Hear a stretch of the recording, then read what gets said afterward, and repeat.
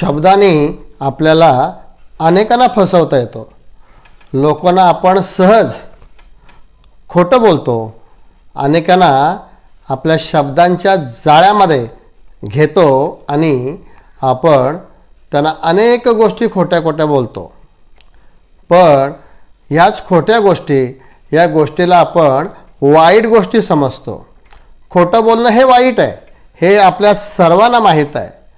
पण आपली काहीतरी मजबुरी असते, काहीतरी आपला फायदा होणार असतो म्हणून आपण खोटं बोलतो। पण खोट्या बोलण्याने अनेक वाईट प्रसंग आपल्यावर येतात, वाईट घटना आपल्या बाबतीत घडतात। अनेक वेळा तर पोलीस केसही होते, आपल्याला तुरुंगातही जावं लागतं। अशा प्रकारे वाईट गोष्टीतून आपल्याला सजाही होऊ शकते।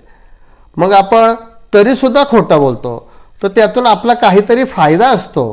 पण आपण त्या गोष्टीकडे विचार करत नाही की आपल्याला हे वाईट काम करताना त्याची आपल्याला सजा भोगावी लागेल, आपल्यावर मोठा प्रसंग बेतू शकतो।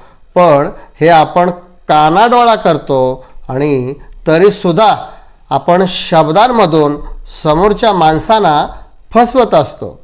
पण एक गोष्ट लक्षात ठेवा की दुसऱ्याला फसवणं किंवा खोटं बोलणं हे जास्त दिवस चालत नाही, कारण हे एक प्रकारचं वाईट कर्म आहे। आपण आपल्या जीवनामध्ये चांगली कर्म करावीत हे आपल्याला सर्व माणसं सांगतात, आपल्या घरातले आईवडील सांगतात, आपल्या घरातली माणसं सांगत असतात, सगळ्या साधू संतांनी सुद्धा सांगितलं आहे की चांगले कर्म करा।